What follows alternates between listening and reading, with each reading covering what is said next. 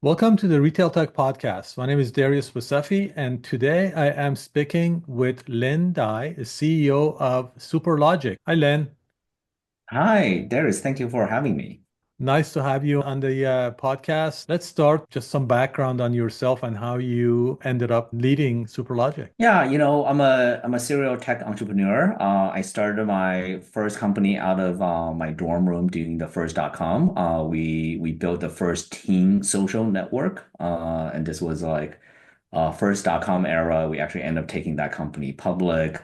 Learned a lot with the .com market going up and down, and after that, I spent 10 plus years at corporate media companies, companies like Viacom and then uh, Alloy Media that owned Gossip Girl, Empire Diaries, and then MS Communications that owned some iconic radio um, groups like Hot 97 New York. So spent a lot of my time like really kind of ushering like digital transformation at these traditional media companies, and got the itch to go back into startup world again. Joined one of my clients at the time. It was really interesting technology. Was able to deliver. Was around the era when Instagram just came out and had photos, and this company really had really great video compression technology that can deliver short video clips that can be delivered over pretty good quality onto your cell phone in over 3G wireless. So joined that company, built that out to be one of the um, biggest video social apps at the time, called Keek. Joined as the global marketing officer, grow that company to about 74 million users worldwide. And then took that public in Canada, came back to the US in 2015, was looking at some of the emerging technologies, such as blockchain to really think about real world use cases and really combining kind of the technology side of my interest and also my personal interest in points and miles rewards. I'm a points nerd, really read a lot about airline and credit card and hotel loyalty programs, and decided there's a lot to uncover in kind of the reward space, and we basically started kind of the first iteration of Superlogic in 2018. Great. So, of course, the topic of rewards is not new. What did you feel was the biggest problem, the challenge that you were trying to fix? Yeah, I think there were two kind of problems. One is the rewards programs are really siloed.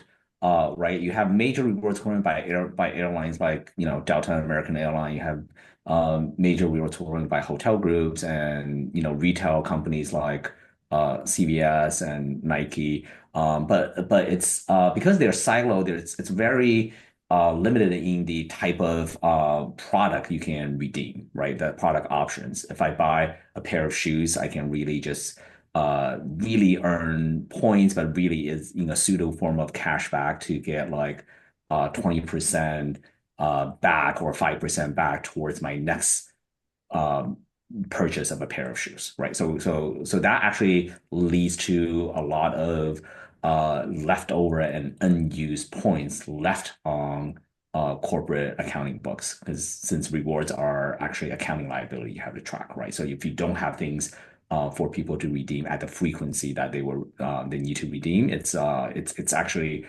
become kind of a negative for rewards program to have these unengaged user and unused points. And the second area we kind of found, what we noticed really is the generational shift.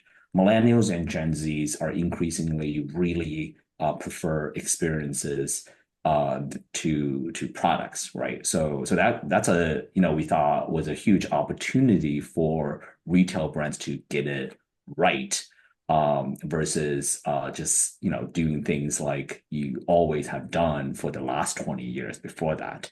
Um, so like a discount driven or coupon driven um, loyalty program or rewards program always existed, right? So, and what kind of what we thought was the opportunity is transitioning that to a aspirational driven and a community driven program.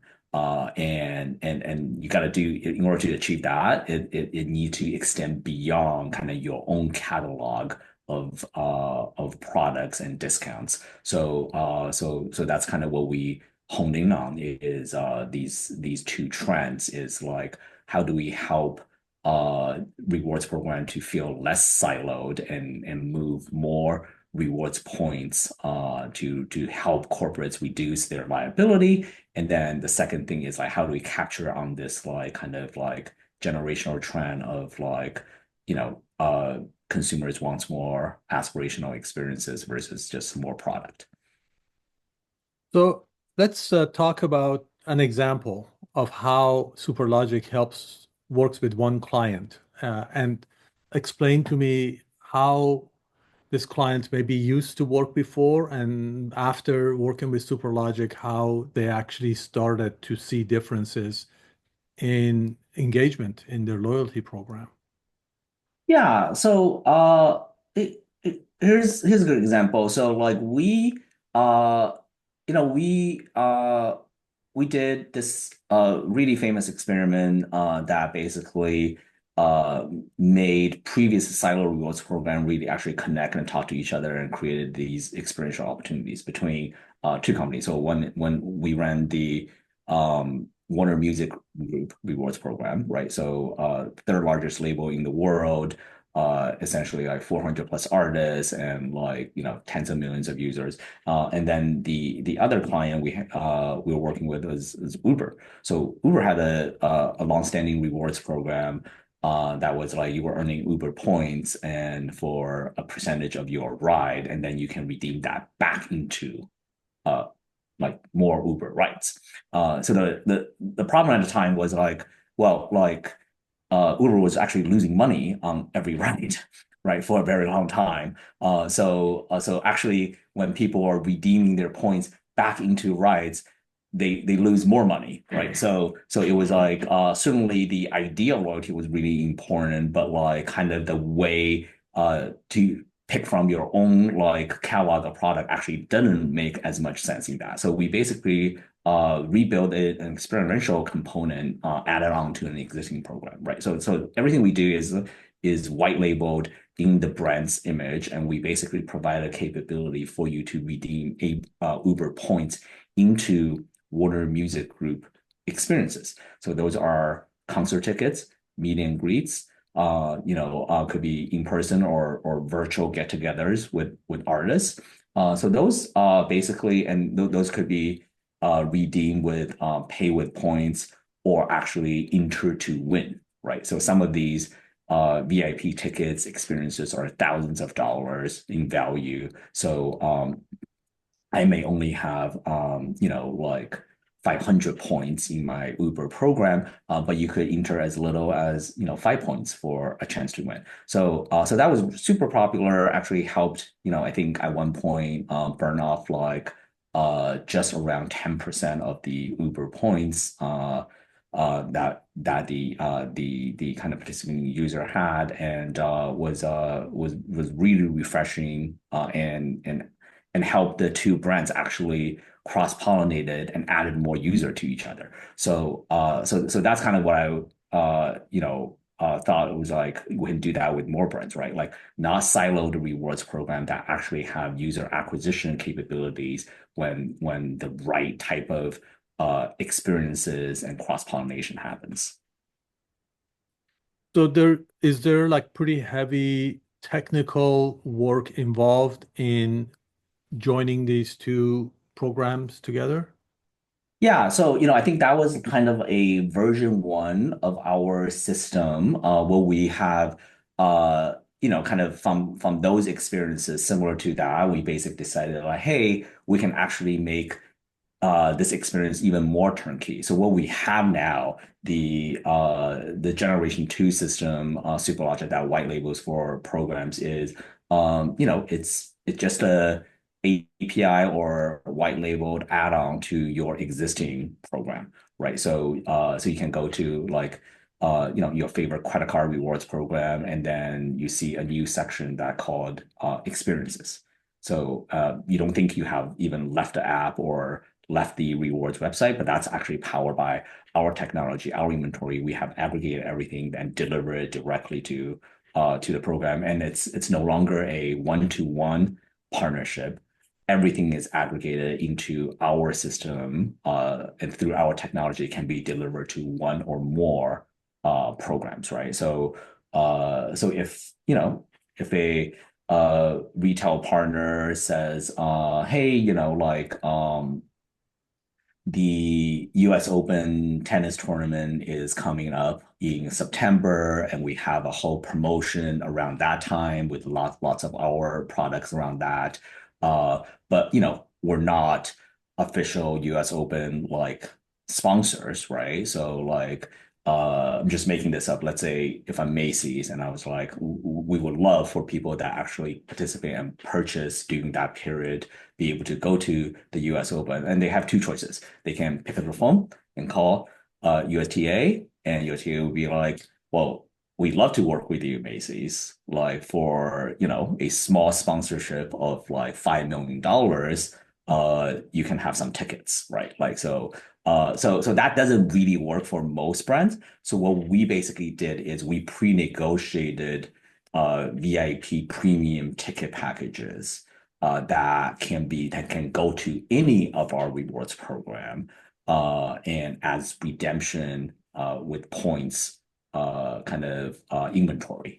So those does not require a sponsorship negotiation, right? So a sponsorship negotiation also takes a long time to complete, right? So and a brand can only do maybe two or three of that in-house unless you are American Express. And even American Express, we work very, very actively with American Express, and American Express also have a resale partnership with us and also is one of our investors. Even the best experiential rewards program cannot possibly negotiate with everything under the sun, right? So every major kind of experience is under the sun. So we can supplement even if you already have a great sponsorship kind of effort for your rewards engagement loyalty program. Uh, what we do is provide this kind of like premium mid-tail capability to your program, right? So that without having to like the brand have to actually go out and negotiate for these experiences, because let's face it, most brands are not experts in how to, you know, negotiate a deal with the LA Lakers or how to speak to like Lady Gaga's manager. So we basically pre-negotiate these inventory and can be delivered pretty seamlessly through our white label for any loyalty program that integrates it. That's a pretty powerful value proposition. One of my own pet peeves as a consumer is that my loyalty points are so limited in what I can use them for. I have to keep track of like 20 different loyalty programs, and Exactly. then they Right. expire and I lose them, and not the best experience. Yeah, the average consumer, American consumer, I think study shows is signed up to about like I think 14 or 15 loyalty programs, and they pay attention to like I think less than half of those, right? So and I think that's like a generous description of what you pay attention to. I think the average consumer probably have their favorite airline, maybe their favorite credit card that they pay attention to. It's really not more than like three, right? Like so that you can really call depends on your definition of active users. So yeah, so we have these proprietary kind of experience engine, but also we the other opportunity we see is like it's great working with company that already have great rewards offerings such as American Express, but also like we're like, well, a lot of the brands actually don't have anywhere near the robust rewards capability, right? Because like MX has already for all the major bank program have more or less figured out for the last 10 years that um like aspirational travel is something consumer is willing to go to very, very far like efforts to really kind of earn towards like rewards redemption, right? So every bank and every credit card offering have very strong like travel component. It was like, well, the uh, that component wouldn't be great if my retail points can also earn me a flight or a hotel stay at my dream destination, right? And some of this actually makes sense on like, if I was a yoga lifestyle brand like Lululemon, wouldn't it be great if like my points not only have the capability to redeem into more yoga gear, but also can um, go towards a yoga retreat in the Caribbeans where I can meet other kind of like-minded, like product loyalist, right? So now we're talking about experience as not only a way to burn off your points, but also a way to build community, right? Like if I basically found and made friends with everybody else that loved the product, that's only going to make me want to be truly loyal to the product, right? Not that I will only buy the product when it's on sale or my points provide a pseudo discount to the product.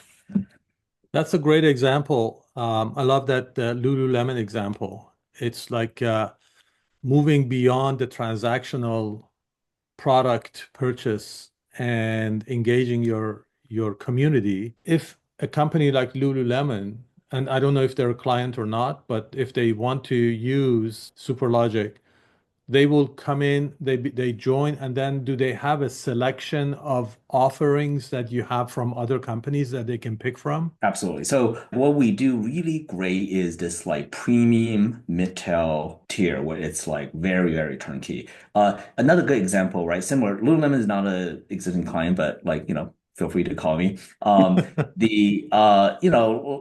a really good example at the other extreme is like Goop. Goop is Gwyneth Paltrow's brand, very high-end, like great skincare, right? So what they do is they actually have these group retreats where their best the customer that spend the most gets invited to go to these retreats, and then they can meet the other customer. And they even did a group cruise, right? Like the best customer got to all go on this cruise, and they had to pay extra for it, but like they got to really spend time with the other customers. Now, those are and that's one of the formulas, right? Experience and community is what makes it's part of the group strategy, and they execute that really well, but that takes a lot of intentional in-house effort to actually produce those like very, very like high-end large scale events, right? So and normal brands are too busy to really like start a department, and they may or may not do that well. So what we do is like, hey, like we know that strategy works, like community and experience works to increase loyalty. But can we do it in a way where you don't actually have to have a department of people, experts to actually put on, spend time and resources and money really to produce these events. And that's kind of what we do, right? So if you are a Lululemon or Lululemon-like brand, you can from our catalog select many yoga retreat. Yoga retreat exists, right? Like the destination yoga retreat, they are great companies that produce great experiences already, and they are selling these packages to different clients for hundreds to thousands of dollars. I was like, well, like a brand like Lulu can select from our catalog to say like, hey, we want to pick out six retreats a year or like 60 retreats a year in different locations. And we want that to be exclusively available for Lululemon Rewards Club members and where they can basically pay with points or points plus cash to go to these retreats. Absolutely, right? Like there's no production needed. There's a whole company that already did that. Um, or like, if I'm a different brand that want to say like, hey, we want to celebrate like whatever, and Taylor Swift is in town, right? We want like basically our rewards member to have the first two rows at this concert. So those could be part of our inventory, and you can just like select that and have that either exclusively or non-exclusively for your program without actually having to negotiate or produce. Okay. Yeah, sounds like a marketplace, really. Like, Absolutely. It is a marketplace, all right? We basically made it, but it's a marketplace with quite a bit of white glove support and service from us, right? So one of the quotes we share with our clients is like American Express basically said like what makes Superlogic really special is our kind of full service kind of way to work with like major corporate clients. So Who's your ideal customer? Let's say let's focus on retail and yeah. commerce. Who are your like ideal customers? And I'm talking about product categories as well as company sizes. Yeah, I think there's no like uh there's no category that doesn't work, but size does matter, right? So I think if a retail brand have like 1 million or more, kind of existing loyalty members on and assume everybody, right? Like 90% of all brands already have a loyalty program. We assume you already have a some kind of loyalty program that is basically like sales or discount or redemption driven, promo driven. Uh I think this is like a very powerful addition to the program. We have measured I can't really reveal the brand. We have measured that like up to 9x in engagement from loyalty members pre and post adding a experiential component to your program. So it's pretty simple, right? It's sending out a email to your loyalty members about like saving 15% of your next purchase versus sending an email that says like, hey, like we have exclusive experience with a famous team or a famous artist concert coming to you, like that's curiosity and that's more engagement and click through. The We also measured about a 14% lift in a in the loyalty members like a purchase. The same user that like over the previous year versus the year after the experiential rewards introduced. So it's actually really um uh measurable like differences. The the to really utilize the program well, there's certainly all sorts of non-exclusive experiences, right? So experiences that basically could show up um on other programs loyalty system that can be available to everyone. But also, what makes this like extra special is like I think the strategy is utilize our marketplace, but really do a combination of exclusive versus non-exclusive, right? So we can set aside inventory if the brand can make a commitment, just like the Lululemon example I gave, right? So you can basically say like, hey, these 60 different like yoga retreats to the Caribbean or to Bali or to all these areas. We don't want any other programs customer being there. We want these to be exclusive to us, totally available as long as the brand can basically make a commitment in our marketplace. So those gets basically reserved and only show to that brand's customer. So Okay, yeah, that's pretty interesting. I mean, when you also like mentioned sports teams, I think th those are like pretty popular and pretty loyal following of people. So if I see, um, let's say, for example, Costco, which I'm a member of, and their loyalty program is, I don't know, it's so again, one of my favorite stores. But if they did something with like the Lakers here, yeah, it it can would be be like really interesting. right. It could be very regionalized and personalized as well, right? So there could be, absolutely, right? The Costco in the LA area or certain Southern California can basically have ability to promote like, hey, uh, it's member appreciation week.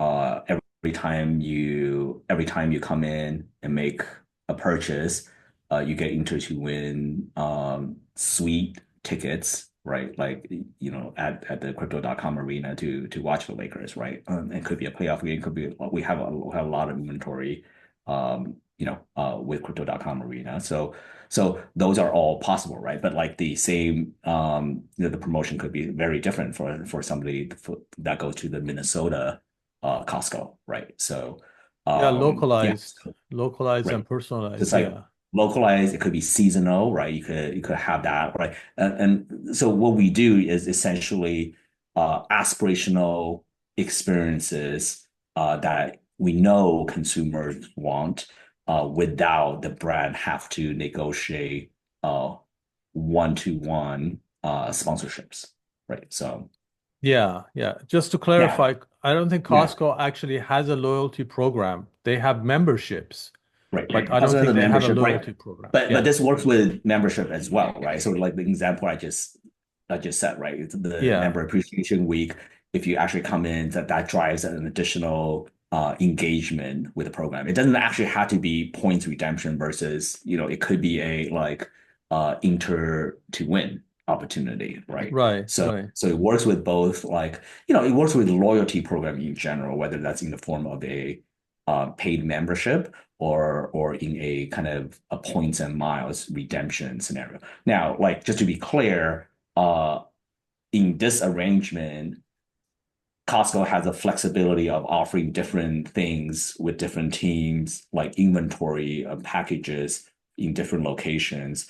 But what's not going to happen is the Lakers and LeBron is not going to tweet out that like, hey, like welcome Costco customers to our like suite like this like today, right? So there's no like actual like promotion from the brand. What we negotiated is the ability for some of these experiences to be offered to any of our rewards program partners, right? So Okay. Is that a capability of the system for a company like, Costco to come to Superlogic and say, we want to do this promotion with all the NBA teams in these major cities, and these are our customers. We know where they are.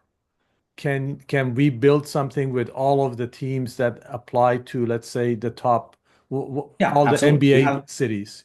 We have yeah, we do this already. We have sports and concert inventory in about 90% of all ticketed events that happens in the US, right? So we can put together packages that really kind of is unique from city to city or region to region, right? So that is the flexibility of like our marketplace system, right? So this idea that like this does not replace sponsorship, right? I'm sure a direct partnership and sponsorship with Lakers is very, very powerful, right? If you're walking through the door of Costco and there is a big cutout of LeBron says like, we're proud to be partners of Costco. That's, I think people get very excited about that. Like, well, you don't have that, but like you could, what we're talking about is like giving your most loyal customer an experience that is beyond your own native product, right? So I Yeah. love, like one of my favorite stores, retailers is Costco, right? So, but that actual and it doesn't even have to be celebrity or team driven. It could just be, what if that's just a member appreciation is a trip, right? It's a week in a Mexican five-star resort, right? So we have deals, we have 2 million travel partners around the world that provides great inventory and very like coveted aspirational experiences to the platform as well, right? So it could be, we could talk about like um five-star resorts in Cabo, or we could talk about like, summer's coming up. If you want take your family to Japan, like wouldn't that be great if your favorite rewards program that's not anything travel related, could give you access to that, right? So we basically have put together travel experiences and also kind of like premium packages together in this like all-inclusive kind of platform. Current touch points with consumers are the website or the app. As we know, AI is making it more conversational, and now we're going into agentic commerce, for example, or agent. How does your program or loyalty actually is going to work with the agentic model? That's super interesting to us. We've been working on a couple projects that's still in the lab. Number one, clearly agents are going to help you to really quickly narrow down to a very special personalized version of the rewards experience. If you think about what we offer experiences in travel and entertainment from 2 million providers, right? So like that's too much choices for the consumer to sort through and sift through themselves and browse in browse mode versus if you can basically right imagine in the your example of Costco app and if there's an agent you can talk to be like hey like what is the rewards experience like you have available, right? They'll be like hey like what are you interested like are you into music, are you into like travel, are you into like sports, and then it basically now learns about your actual preference and it can narrow down and be like, hey, here's three different, kind of experiences you can maybe redeem with points or enter to win as a member. And here is the rules, right? Like, and you enter to win for free every time, you just make walk through the store and we scan your membership card or whatever, right? So it could be personalization is gonna agents are gonna really, really transform that. So we're developing a lot of tools around that right now. And the second is actual like just like payments. If you think about like it's actually pretty hard to use the points that's in somebody's rewards program, right? Like for me to book a flight, I mean, I'm a points nerd, so these are I know this is like literally what happens today. For me to book the best rewards flight on American airline, the way to do it, the best value I can capture from my points is take my American Express point, transfer that to Hawaiian Airline miles, and Hawaiian Airline miles just merged with Alaska, so they're the same program, and Hawaiian lets you to now swap immediately from Hawaiian miles to Alaska. And Alaska Airline is a partner of American Airlines, so it shows American Airline inventory, but at cheaper redemption rate per point than American Airline. I mean, like my mom will never figure this out, right? Like majority 99% of consumer will never figure this out. But this is like it's actually very difficult for you to kind of like navigate that. So agents can really orchestrate that, right? So we basically just partnered with a great cutting edge company called Spree Finance that essentially is building kind of the next generation payments rail for alternative digital currencies, right? What is that? It's points and miles, it's stable coin, right? So on blockchain, it's other cryptocurrencies, like things that traditionally is like very difficult to flow from the holder to lots of product experiences. Spree.finance, they do a great job, like kind of like orchestrating what I just said could be like literally the consumer can ask the agent and to say like, hey, I have this amount of points, and they'll just basically route that through the most efficient way and complete the purchase. So points as currency. That's Points pretty is interesting. absolutely currency, right? You should definitely start looking at it as currency. They are just centralized digital currency subject to the central bank of your brand. That's what it is, right? So when the good news is it's an alternative way to look at how you can potentially get access to goods and services from your favorite brand. Like, and the bad news is the brand do have a lot of control over those points and miles, right? Like famously earlier this year, Marriott basically devalued their points by just raising the price for redemption for tons of hotels around the globe. Like my family, we did this like once in a lifetime trip that we wanted to take for 10 years. Last year, we went to the Maldives and it was like 240,000 miles or points to redeem at the same hotel. Basically, essentially, this year, the same week, cost 40% more points. So the lesson is like don't hoard your rewards points, actively use them, right? It's it's good for the consumer. It's also good for the brand to not have those points on their liability balance. And also you're not right, like you're not subject to future points inflation. And in order to do that, kind of one of the way to do that is just offer more personalized experiences for all of your rewards member to actively engage with your points. A unengaged user is not a loyal user, right? What are your biggest challenges right now? It's an ever-changing landscape, right? So I think some of the more timely thing, there is potential more regulations coming around credit card rewards points, right? So on interchange fees. So interchange fees is essentially when you swipe with American Express or MasterCard, you pay, the merchant pays 2.5 to 3.5% for that processing, and that largely allows the issuing banks to kind of use that fee as a rewards paid out to consumer. So there's a lot of regulation since it is a bit excessive, from the consumer point protection point of view, and from merchant protection point of view, it's certainly very, in kind of a environment where tariff is going to be high, price is going to go up. If a brand like Walmart can save 1 or 2% of their interchange fees, that is like, I think some calculation of like $80+ billion gonna save a year, right? So there is proposed legislation around that, and I think that's gonna hurt the broader rewards ecosystem, right? Because that just means like the credit card company going to be able to fund less rewards, and um, so those are sort of external factors. We are actively, working on kind of alternative solutions that can like help brands lower their interchange fees without having to sacrifice rewards capabilities. Companies like the company I mentioned, our partner, Spree Finance, is doing a lot of work around that.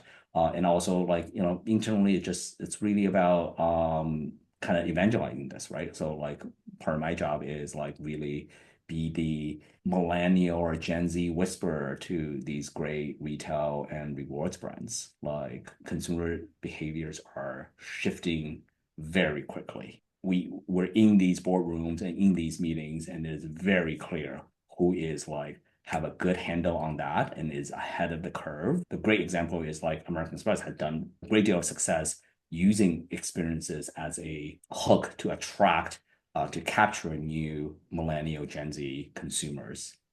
Right. So, and I can see like some of these more traditional retail brands is very far from that mentality. So the faster we can kind of help retail brands one at a time to kind of get on or run experiments in the space of experiential rewards, we think it's just future proofing everybody's business. What do you see as the biggest obstacle to brands really innovating loyalty programs? Because obviously it makes sense financially, and on the consumer loyalty part, it definitely makes sense. Why do you think that more and more brands are not doing this? Yeah, I think traditionally doing experiences is very hard, right? So there is like I think even if the brand understands there is this generational shift in kind of like preferring experiences. Like if I'm not an experienced brand, if that's not my DNA, right? If I'm not Nike or Goop or Lululemon, it's very hard for me to like figure out how to execute that, right? Like, do we go like trying to negotiate with a music artist manager? Like, like, if I'm a whatever, if I'm a yogurt brand, like I don't know how to do that. What we did is basically we the pain points that retail brands have and then we basically like, okay, like if we can like make it that it doesn't take a lot of negotiation, it doesn't take a lot of upfront dollar commitment. Like, is that something that like can actually help you engage more of your users? And the question is like, absolutely, right? And then like one step beyond, like, okay, how do we package together in a easy to use interface that like your like, it doesn't take a technical person to basically navigate this, or it's not like a invoicing thing, right? It's just like a platform, right? It's just like if I'm selecting from the menu of Netflix, right? Like you Right. just like do it. It's like the interface, we forgot how easy things have gotten. So that's essentially what it is, right? We basically put together a very easy to use marketplace. We have a team of dedicated professional that basically can like customize it to your needs. The biggest like hack is that like you can have world-class experiences without having to directly negotiate a sponsorship. This is new. This is also, I think the opportunity is like in whatever the retail category you are. I mean, we're talking to everyone, and this seemed to hit a chord with many brands. Even like grocery stores are like, this can really increase our engagement with our like core consumer. There's still like great opportunity for you to be the first mover advantage in whatever that vertical or like retail vertical or retail category you're in. And then the brands that basically do that really well and start weaving that into your value proposition or your DNA. This is just a tool that makes it super easy for you to do that, right? And that basically shifts the relationship with the consumer. I appreciate learning more about Superlogic, and thanks for your time. Yeah, thanks for having me.